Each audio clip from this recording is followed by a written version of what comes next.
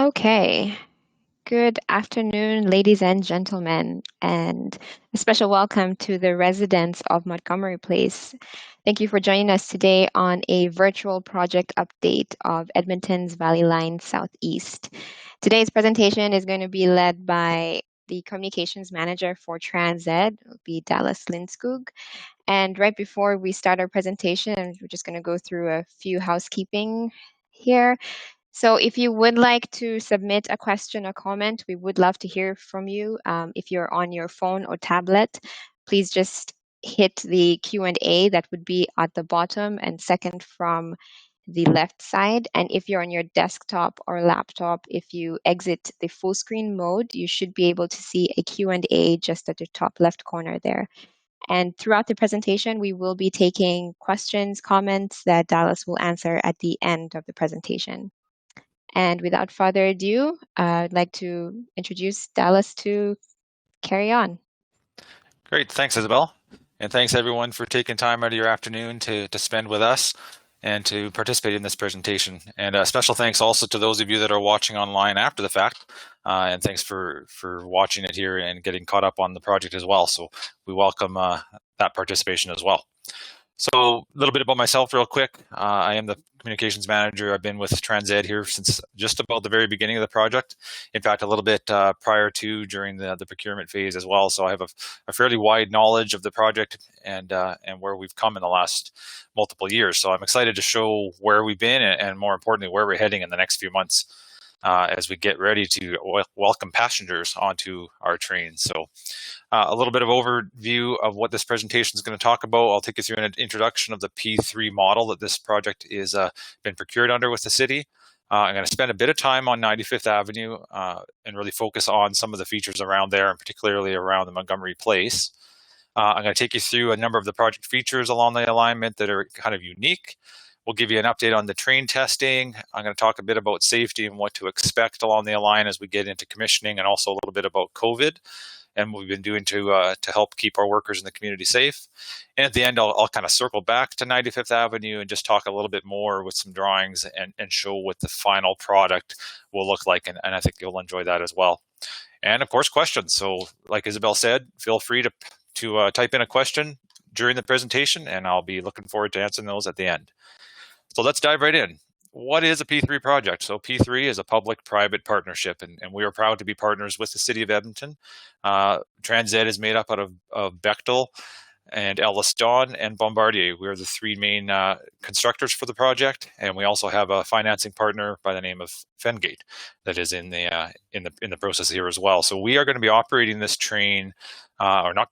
Basically, I guess what I'm telling you is we're going to finish building it shortly, and then we're going to move right into an operating phase, and we will be operating the Valley Line Southeast for the City of Edmonton for 30 years. And we're excited to be able to get into that stage of the project as well. We have a team of individuals that are already coming on board, that are going through training and getting, we have drivers already hired, and we're ready to operate this train as soon as construction wraps up soon here. So this is a 13-kilometer long alignment, goes from Mill Woods into downtown, and then another phase, the west, will continue after that. Along this portion, though, there are 11 stops. These are typically just an accurate, very integrated type stop. The whole system is a low floor LRT, which is different than what you're used to seeing around Edmonton. What you're used to seeing is platforms at stops that are a little further off the ground, trains that run a little higher, and aren't perhaps as integrated and nestled nicely in the neighborhoods the way that this one is designed to do. So we're looking forward to that change. It's going to be something new for Edmonton, and just something that really to be aware of. And I'm sure you probably heard that already, but we're excited to now start showing it. I would also mention that there is one elevated station on the alignment. It's over on 75th Street. We call it the Davies Station. And it also comes with a park and ride for 1,300 cars, as well as a transit center. All right, let's head on to 95th Avenue first and talk a little bit about what's going on in and around the area of Montgomery Place. There it is on the screen for you. I'm sure you recognize it, those of you that are joining us from there today. There's been a lot of landscaping work that's begun now on 95th. You'll start to see that, or have started to see that in the area as well. We're going to show some pictures right here, and also later in the presentation, you'll get a feel for some of the landscaping. I am really excited and proud of the landscaping that's been built into the design. And this is really, credit goes to the city for wanting to take and make this kind of a feature of the project, is what I would say. We have 85,000 shrubs that are being placed, and 15,000 roughly, sorry, just looking at some data here, I got a lot of numbers in front of me, 10,000 trees and roughly 85,000 shrubs along the 13 kilometers. So you can imagine, give it a couple of years, and when these shrubs are at their mature size, we're going to see a lot of beautification along the alignment. So that's something that's happening in the area of Montgomery Place. Something you'll start to see in our landscaping is some of the design features when it comes to the coloration of the foliage. I'm not sure if I'm saying that correctly, but also the patterning. So the species and how they're placed beside each other is all going to create a visual interest that we're really looking forward to see come to life, and that's starting to happen now. So on to the next slide. What we want to show you here is a little bit about the Strathern Stop. So I mean, just down the block from Montgomery Place is the Strathern Stop. You've seen the steel structures that are in the pictures here going up in the last little while. Very recently, we've been putting up the OCS poles. I'm going to talk about that in a second here as well. They run down the center of the alignment.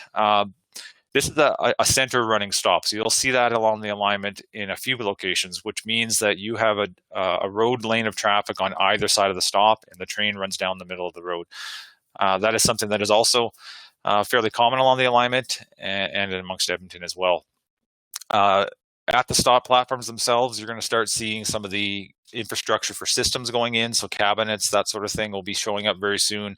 A lot of the work that's happening in and around the stop is not super visible right now. And that's simply because we're pulling cables and they're under the concrete. So it's really tough to see, but I can assure you that we're moving very quickly to bring those cables to where they go and starting to connect them. So I mentioned the OCS infrastructure. You can see that in the pictures here along 95th Avenue as well. The picture in the bottom left gives you an idea of what it looks like once the OCS cables have been strung. That is a picture that's taken from 66th Street down in Mill Woods. But you'll see that the arms being attached here in the coming weeks and the cables being strung there as well as we move through the fall and into the early part of the winter. So we're excited to see that. What I'll tell you here while we have the opportunity is, when you're seeing the poles go up and then when you see the cables start going in, that is a pretty good indication to you that you're fairly soon going to start to see further commissioning work. So like I said, we have to connect the cables and test them first. Once that's been done, and once we can get power to those overhead cables, we can start bringing the train out there as well and put it under its own power and do some of the testing along the alignment. So 95th Ave is quite a bit north of where the testing is currently occurring in the south, and we'll talk about that later. So it may be a little while yet until you see trains here, but just know that as you see these cables going in, that's just another step towards passenger service. Moving on to the next slide, I want to get into now the updates of various features around the alignment. We'll start in downtown and we're going to work our way to the south. So what you're looking at on the screen right now is a photo that was taken a few weeks ago. I was actually out there about 2 hours ago taking a look at the work that's happening on that street. What this is this Chinese structure, and this is the structure that is over top of the portal for the tunnel as the train comes out of the ground and comes up onto 102nd Avenue. This is immediately adjacent to the Chinese Elders Mansion. And I want to give just a quick shout out to our friends at the Elders Mansion. They've been very accommodating in the last couple months. We've had to go in and close the road that you see in the picture here entirely down to traffic and pedestrians and reroute everyone to the back of their building so that we can come in here and do some paving stone work and rebuild the sidewalk and the driving lane for 102nd Avenue. And I'll take a moment here just to talk a bit about 102nd Avenue. If you've been down there recently, you'll actually anytime this summer, you would have seen a great deal of paving stone work. So a unique feature of downtown is a road surface that's not made out of asphalt, but rather out of paving stones. There's a lot of decorative stones, a lot of patterning that's involved in that. For instance, if you're used to seeing a painted white line, that's actually going to be made out of a white stone in our case. So we're excited to see how that pulls together as well, and you can start to see that coming to life. Now, on 102nd Avenue, our target is to have those paving stones largely complete by the end of this fall, before the snow flies. Now, it will look complete, and it might be something that people will say, why aren't we driving on that road now? And the reason for that is to understand that when you're working close to an active construction site, which would be the trackway at that point, when we're putting up the electrical infrastructure and when we're doing the commissioning, it's simply not safe to have the public too close to that active work. We need space for our workers, but we also have requirements for safety that create an exclusion zone near our track when commissioning is going on. We have people that are monitoring that. You have to check in at our control center and make sure that all this is done carefully and safely. And to open it to traffic at this stage is just simply not safe to do. So we will continue to give pedestrian access along 102nd Avenue, but we will not be able to give vehicle access until sometime next summer. All right, let's keep moving a little bit to the south. This is the tunnel. So this is a view that not many people get to see.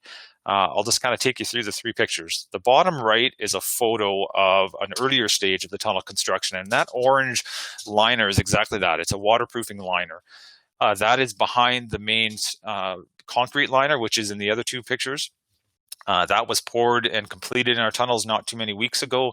And as you can see in the left picture, it's pretty obvious that we're now installing track in the tunnels. There's a southbound and a northbound, I should mention, so twin tunnels. And we're also in the midst of installing the conduits and pulling cables, and the overhead catenary system will start to be hung from the roof above very shortly as well. So we are moving towards completion of the tunnel now that we're into this electrical systems installation and track phase. Moving a little bit further south now, this is the Dewatnow Bridge. Now, you may have noticed in the last few weeks, the final cable stay was installed. So there are 7 cable stays in total. I was actually on this bridge just a couple weeks ago, taking a look at what the progress has been. We are excited to announce that the closure pours that are going to connect the bridge itself to the concrete structures on the north and south banks will be completed about 10 days from now. So roughly about a week into September is when our closure pour is going to happen. And we're going to celebrate that. You'll see photos online, and we'll make a big deal about that for sure. So what that does then is creates a physical connection for the train, made out of concrete anyways, from one side of the river to the other. And that allows a few things to happen after that. The first thing is the rail. So obviously once the concrete's down, we can start installing the rail. Once the rail's there, we can move on to actually simultaneously with the rail, we'll be installing the electrical systems and getting ourselves into a position where the train can come across as well. Now, what's also exciting, once we've got the concrete work completed, is the start of the underslung shared use path. So the sidewalk that will basically connect the north and south side of the riverbank. You may recall that the Cloverdale footbridge used to exist at this location. The underslung SUP will reconnect or re-provide the connectivity across the river valley for pedestrians and cyclists. That work is going to be constructed from the river berms that currently exist in the river. So as you see our sidewalk coming to life, you'll eventually after that, very shortly, start to see this winter the river berms being removed as well. Once that's done, that tells you that we're at a stage where we can get to reconstructing Henrietta Muir Park and Louise McKinney Park on both sides of the river. That will happen in the early part of spring next year when the ground thaws.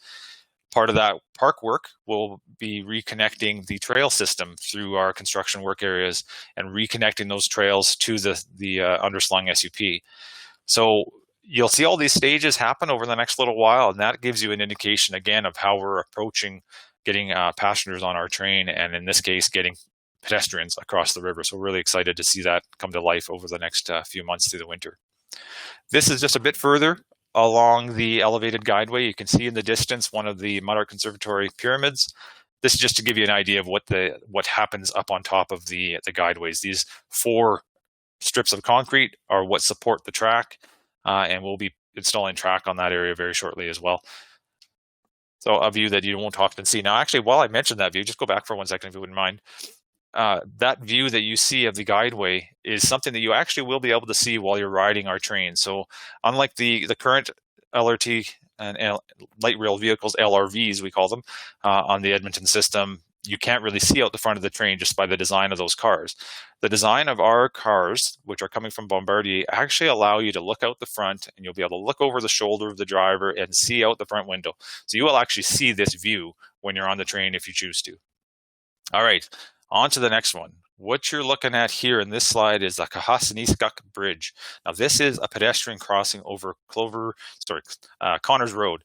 There has been a previous pedestrian crossing there. However, that bridge was needed to be removed, and the reason for that is to allow additional space underneath it to fit the train.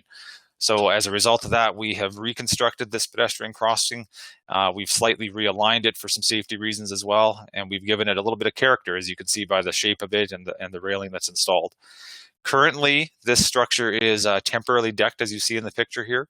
We'll be closing it here shortly to do the final connections at the abutments. That's the both ends of the bridge where they connect to the ground.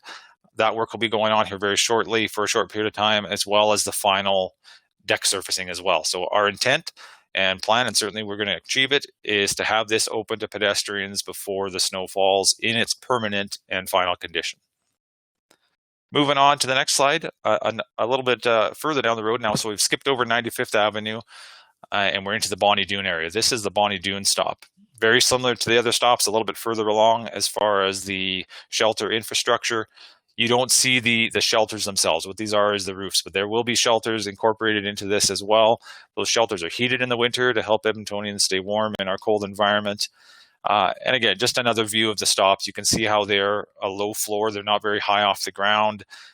If you imagine the rail for the train is at the same elevation as the roadway, the size of the ramp at each end of these platforms is relatively short and shallow. It makes it an easy connection for anybody that has accessibility challenges.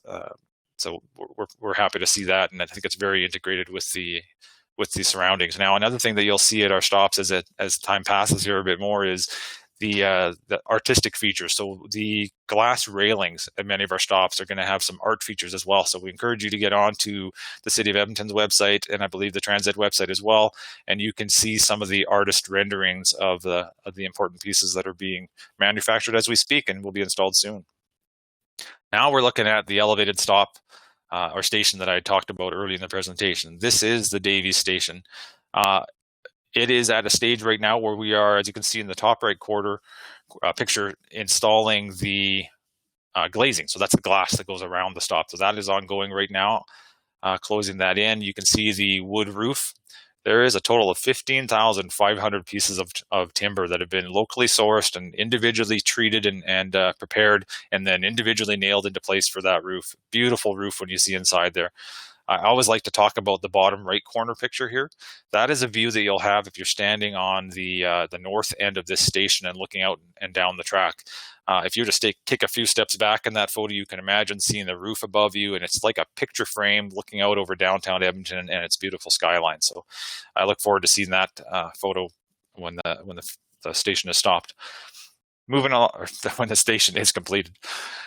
All right, I'm going to take you now a little bit further south. This is at our operations and maintenance facility on 75th Street, which is adjacent to White Mud Drive. So when you're driving down White Mud, you probably have noticed this blue and gray building coming to life in the last few years. This is where we operate the entire Southeast Valley Line out of. So there's a control center in there, there are storage facilities, and of course maintenance facilities as well. Bottom right, you can see that some of our trains are already being stored in that facility. This is where they will live when they're not out on the track. The top right corner, you can see some of those doors say S1 or S2. That is storage bays. It's interesting to note then, we will be storing our trains indoors overnight. So in a cold Edmonton environment in the winter, our trains get to stay nice and cozy warm, and they're ready to come out first thing in the morning in a nice warm and cozy condition. Also, we have a wash bay. That's what the W1 stands for there too, if you're curious. Now, this is an interesting structure just outside of the OMF facility. This is an overhead catenary lifting device. Now, the reason for this device is, if you're familiar with this area of Edmonton, it is along the transportation corridor for a lot of the high loads and oversized loads that are manufactured in the area, and a lot of the materials and tanks and that sort of thing that head up to Fort McMurray. So along that route then, with these large oversized loads, we needed to provide a way to lift the overhead catenary system quickly in the middle of the night and allow these loads to pass underneath. So that's what this structure is meant to do. Moving on to the next slide. Again, I talked about landscaping, so this is just some more pictures down in the area of 66th Street and Mill Woods. you can see the track here is a little bit different. I want to point out something that maybe I didn't mention earlier. Most of the alignment, most of the 13 kilometers has embedded track. And what that means is the track is literally set down into a concrete bed, held in place, and then allows for emergency vehicles if necessary to cross over top, but also just for ease of pedestrian crossing at crosswalks and that sort of thing. So in the south, we've got a little bit more real estate to deal with. And that allows us to change the design slightly. The track is a bit further away from the roadway, and it's not as necessary to have the embedded track for emergency vehicle access. So in that area, we have something called direct fixation track, and that's what you're seeing in the upper right corner. Again, like I say, the landscaping, just more beautification that's going to help separate the track from the road, and just it's going to look really great when it's done. And I know I keep saying that, but I'm just really proud of it. Let's keep going. Another look at the Millbourne and Woodvale stop. Again, another one that's just to kind of highlight that all along the alignment, you'll see this black steel for our shelters being installed. If we go to the next slide, I think we have a good picture. Yeah, you can kind of see the silver cabinets being installed. And again, that's just to highlight that in this area of the project, the overhead catenary system is installed, and we are actively pulling cables and terminating those cables inside those cabinets and performing tests on them to make sure that there's no broken wires and everything is talking to each other the way it's supposed to talk in the communications world, and really just getting to a state where we can get these trains running up and down on the track.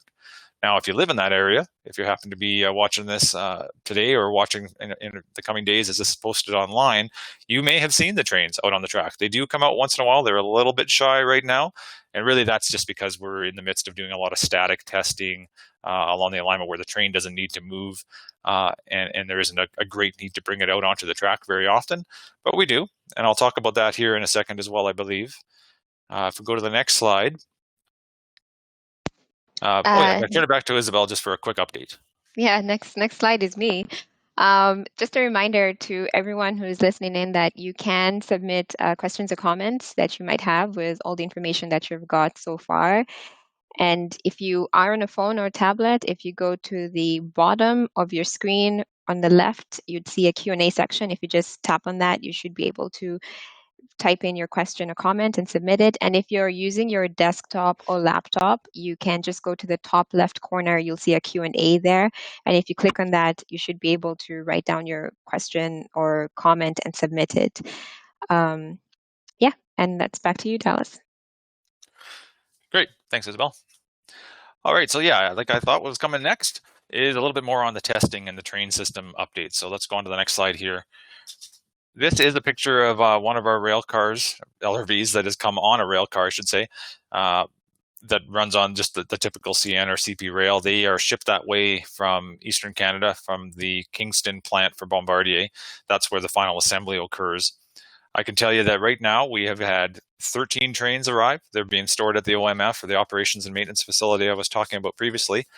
And the 14th is literally somewhere between here and Kingston on the way here. We see a train arrive about every 2 weeks, roughly. I can tell you that actually by the end of August, there's 18 trains fully assembled and fully tested and ready to come on out here in Kingston.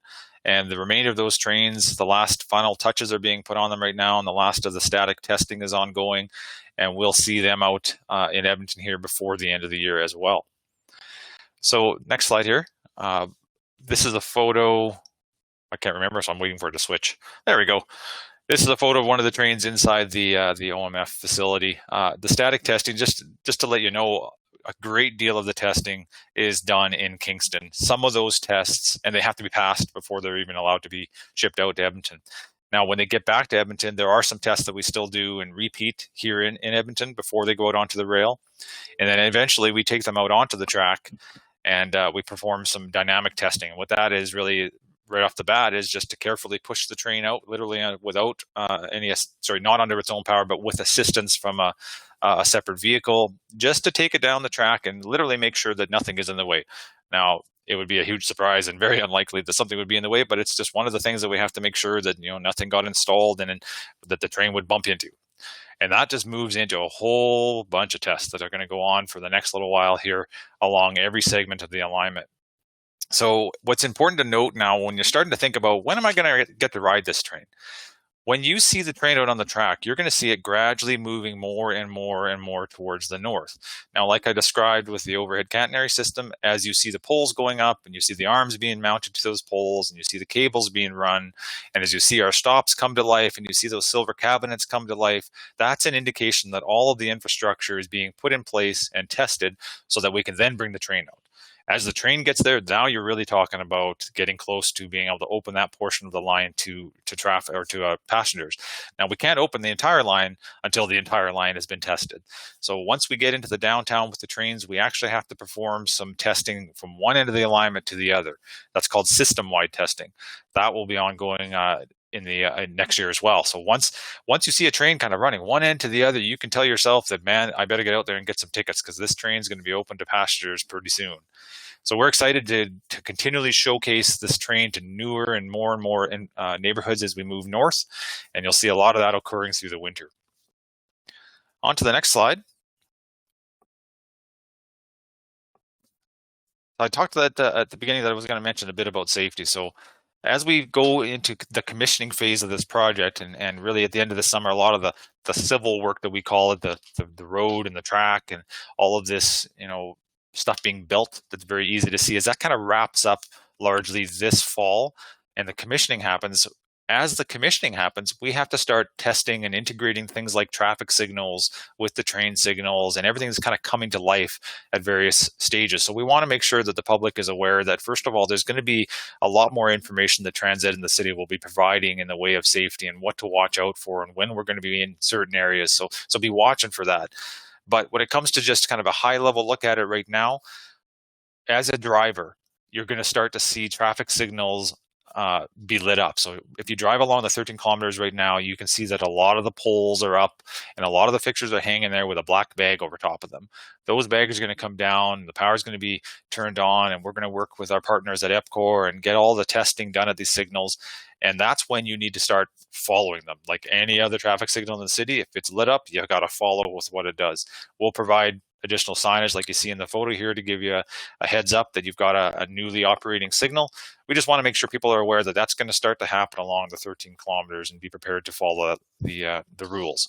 Now, obviously for pedestrians, there's many of them along the alignment, and we value your safety. So we would ask that you just watch for the signage that's out there. Try and follow the designated walkway signage and paths that we're providing.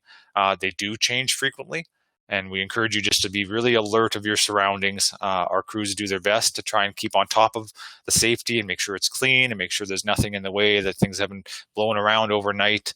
If you see something that's of concern, absolutely reach out to us. Let us know through our information line, and you can send us an email or give us a call. That information's it'll be presented at the end of this presentation. But just to stay in touch with us. We're working hard to keep everybody safe, but it's absolutely a changing environment every day as we move towards completion. The next thing I want to talk about on the side of safety is what we're doing as Transit in response to the pandemic. Obviously, the coronavirus has been a challenge for everybody, and that's been no different for our crews on site as well. I'm immensely proud of what these men and women have been able to accomplish this year amidst having to work in this environment around the COVID-19 virus. So some of the things that we've done for our workforce is providing them. On the left here, you can see the fella is holding a bottle of hand sanitizer. We've made available to all of our workers individual bottles of hand sanitizer that they can keep with them if they need to and would like to. Of course, we're providing washroom facilities all on the alignment like we always would. We've stepped that up, provided additional hand washing stations to give the workforce the ability to keep their hands clean, and certainly when they take their gloves off at a break time, beginning and end of shift, that sort of thing.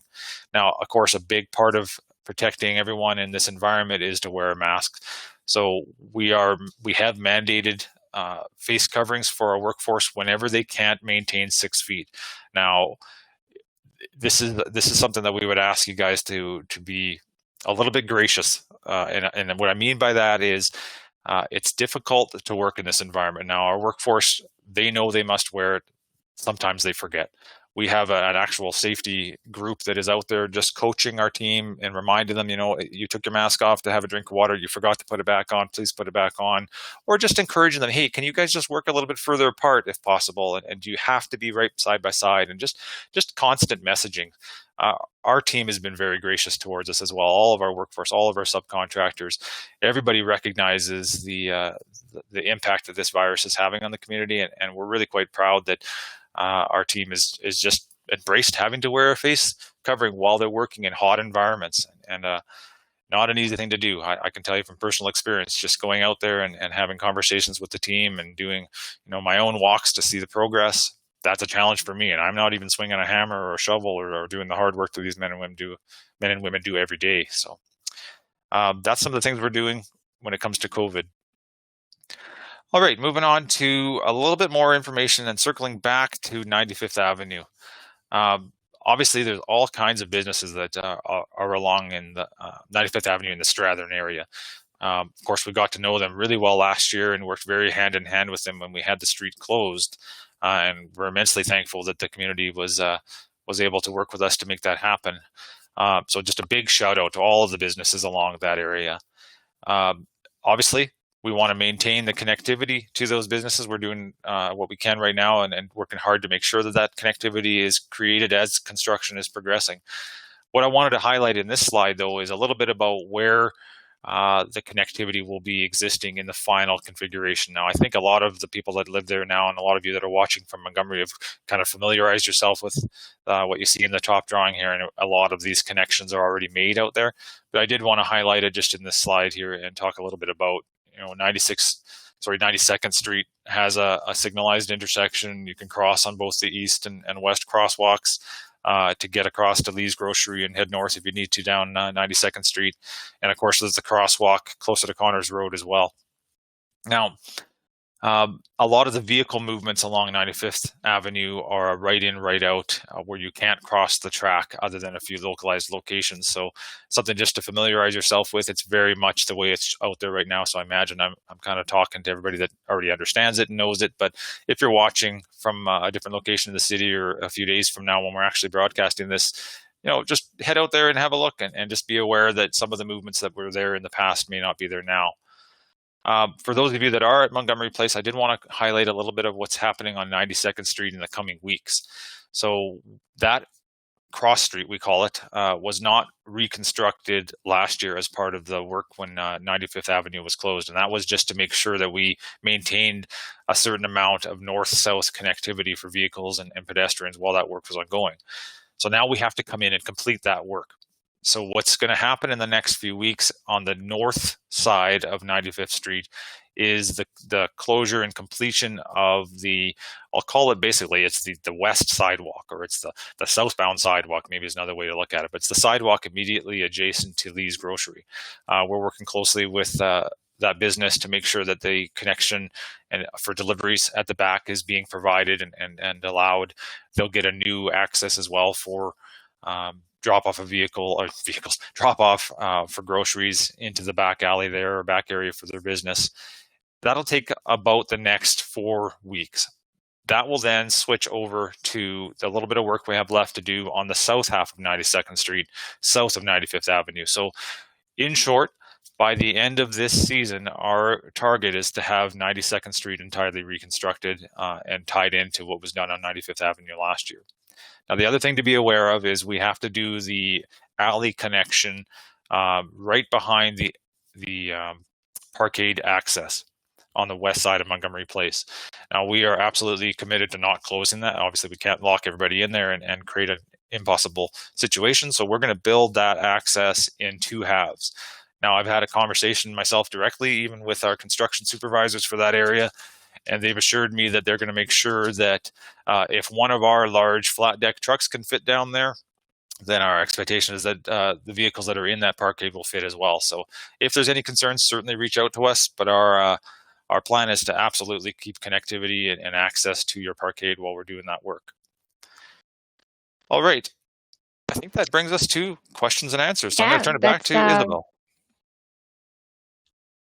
Yeah, thanks, Dallas, for taking us through all the construction and the updates that are happening on the project. And now we'll be taking any questions or comments that you might have. I know Montgomery Place, the residents did mention that they will have some questions, so if you have any, please type them into the Q&A section, and we'll be happy to answer them. Well, Dallas will. I'll just wait to see if any show up here. Sure, no problem. Then maybe I'll think of something else that I In haven't the shared yet. meantime, yes, Dallas, I wanted to just clarify one point because you had mentioned that we will have the trains assembled by end of August. Did you mean September? For the 18 trains, I think I did mean end of September. Yes. Sorry about that. You're Okay. correct. Yes. So end of September. Are there any questions that anyone would have from residents at Montgomery Place or anyone else who's on this webinar? If you have any questions, please put them in the Q&A section. If you have any comments as well, we're happy to take them.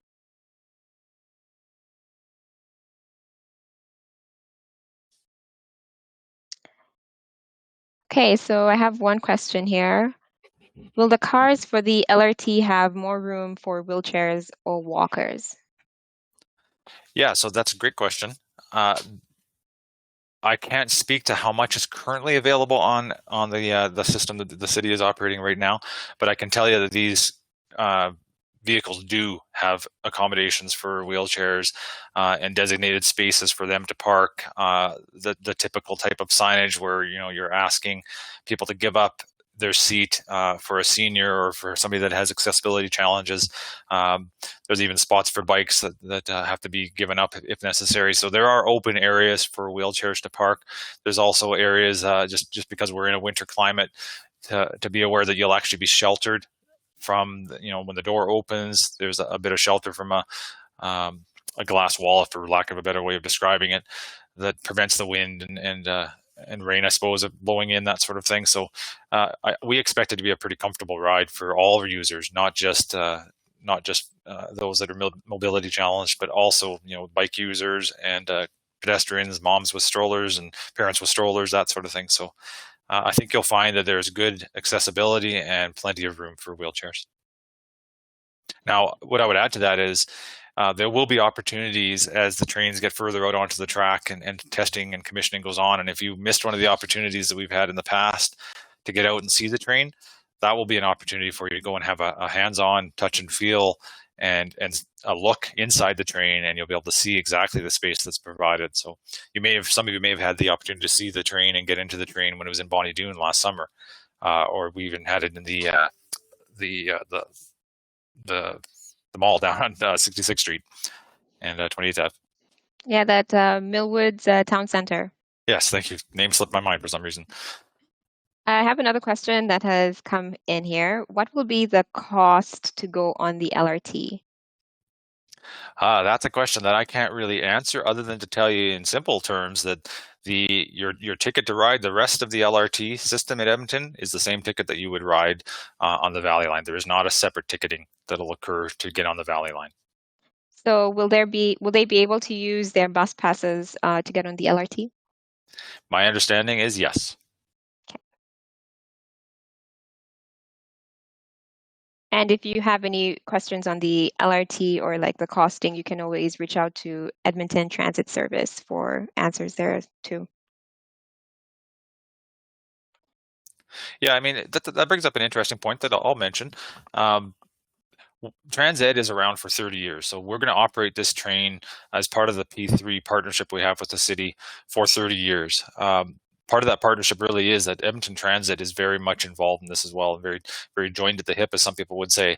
One illustration of that is the security system. So the security along the entire transit network will be the same security system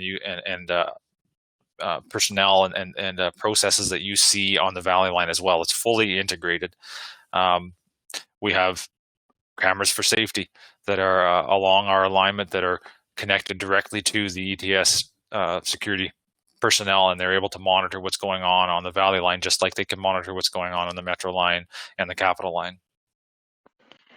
Dallas, are you able to give us any information on approximate time in between trains, if you're able to speak on schedule by any chance? Yeah, in peak periods, the general time between trains is 5 minutes. In off-peak times, it's 15 minutes. Okay, sounds good. And are you able to also give us some more information on the Bonnie Doon Mall? Will it stay the same, or is it going to be updated, or in any way? Unfortunately, I can't speak to that at all. I have very limited information, and what I do have, I wouldn't be comfortable sharing anyways. I encourage you to reach out directly to the mall.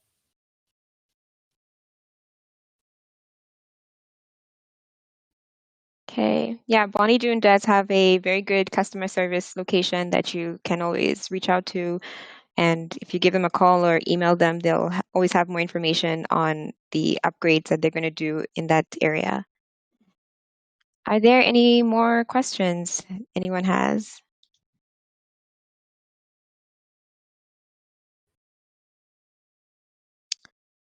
Will there be a shuttle bus to the train for the seniors? That's a question you would have to take to Edmonton Transit. I don't have an answer for that, I'm afraid.